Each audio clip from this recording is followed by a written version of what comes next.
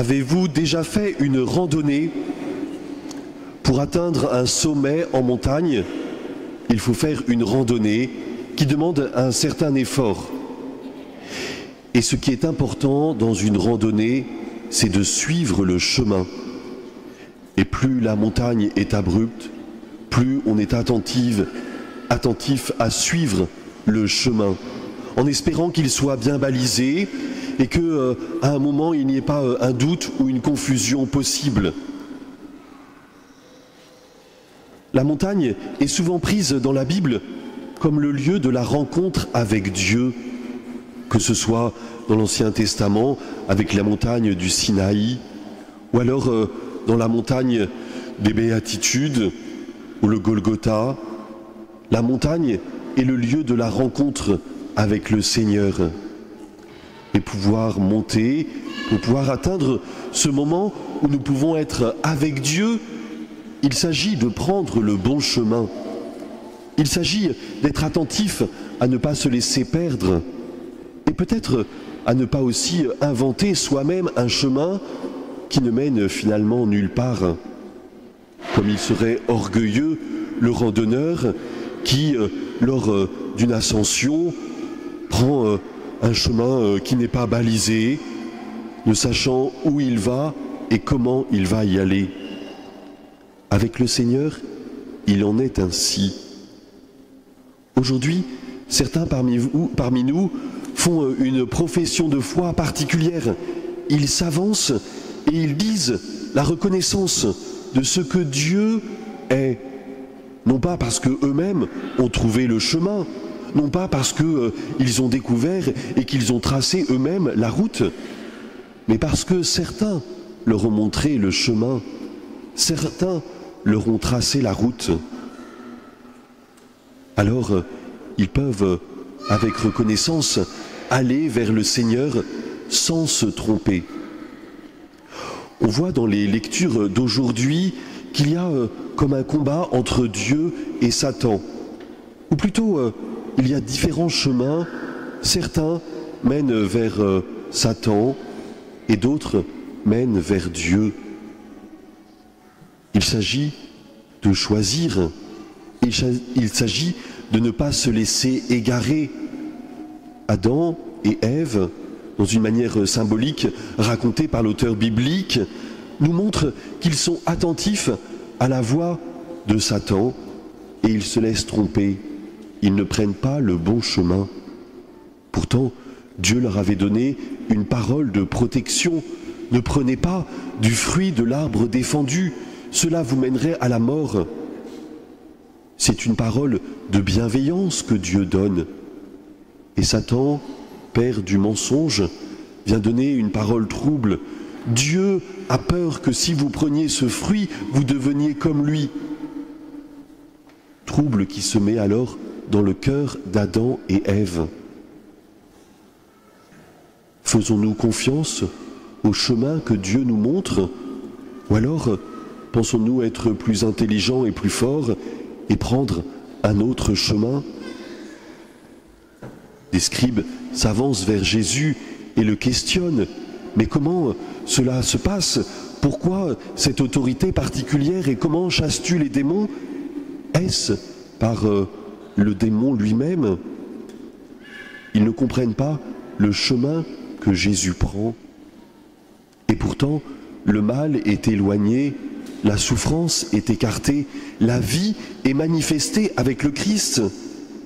Mais ils ne font pas confiance. Ils ont peur eux-mêmes de prendre ce chemin. Jésus déclare dans un autre passage des évangiles « Je suis le chemin, la vérité, la vie ». Nous n'avons pas à nous inventer quelque chose pour aller vers Dieu. Soyons attentifs à regarder le Christ et à le suivre. C'est lui qui connaît Dieu par excellence, lui le Fils unique, et il nous le révèle totalement, pleinement. Mais cela nous surprend toujours et nous avons à être étonnés de qui est Dieu. Si nous-mêmes nous inventons un chemin pour aller vers le Seigneur et une image que nous mettons sur le Seigneur, nous allons le diminuer, nous allons passer à côté de qui il est vraiment. Dans la proclamation de foi que vous ferez tout à l'heure, on dit à la fois Dieu est tout-puissant et en même temps, en donnant son Fils unique, il va être cloué sur la croix. Y aurait-il un paradoxe en Dieu lui-même? La toute-puissance de Dieu ne serait-elle pas capable d'arrêter ce mal? Mais Dieu respecte la liberté. Dieu vient nous montrer plutôt la puissance de l'amour qui se donne et qui se donne jusqu'au bout. Les parents qui accompagnez vos enfants aujourd'hui, ou beaucoup qui faisons l'expérience d'accompagner des enfants, font aussi cette expérience du don, de l'attention à l'autre. Mais nous ne contrôlons pas l'autre, vous ne contrôlez pas vos enfants. Vous essayez de donner le meilleur et de l'aider aussi à ce qu'ils prennent le bon chemin, et en espérant qu'ils prennent ce bon chemin. Alors frères et sœurs, aujourd'hui, regardons le Christ. C'est lui qui nous montre le chemin pour aller vers Dieu, qu'il appelle son Père et notre Père. Ne nous laissons pas avoir par Satan, lui qui accuse, lui qui divise, lui qui ment. Ne nous laissons pas avoir par de fausses images ou de faux chemins. Ayons confiance dans ce que Dieu nous montre. En proclamant notre foi, nous redisons notre confiance dans la manière dont Dieu vient se révéler à nous et vivre avec nous. Une bonne nouvelle, voilà les évangiles. Dieu nous aime, Dieu se donne, Dieu a confiance en nous, Dieu est avec nous. Mais il nous invite aussi à faire sa volonté. À ceux qui interrogent Jésus pour lui demander justement qu'il doit être avec sa famille, il répond « Voici ma mère et mes frères, celui qui fait la volonté de Dieu. Celui-là est pour moi un frère, une sœur, une mère. » La volonté de Dieu, c'est que nous aussi nous prenions ce chemin de l'amour avec le Christ qui nous accompagne chaque jour, que nous puissions aussi prendre ce chemin du don où le Seigneur nous devance et se donne. À chaque Eucharistie, le Christ se donne en nourriture. La volonté de Dieu, c'est que nous prenions le chemin de la confiance avec ce que Dieu nous révèle en Jésus par son Esprit. La volonté de Dieu, c'est que nous reconnaissions humblement que nous sommes créatures de Dieu, que c'est lui qui nous donne la vie, c'est lui qui nous accompagne, qui est avec nous chaque jour. Oui, ayons confiance dans ce Dieu. Puissions-nous lui prendre la main pour avancer. Le Christ se propose comme notre chemin, notre vérité, notre vie, pour aller vers Dieu qui nous aime.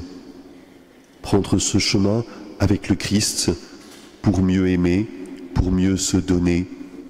Que cela, aujourd'hui, pour ceux qui proclament leur foi, de manière particulière, vienne vous aider. Que chacun aussi, peut-être, nous cherchions aussi le Seigneur, mais en reconnaissant qu'il est avec nous, il nous montre le chemin, il ne nous laisse pas seuls, il nous aime. Amen.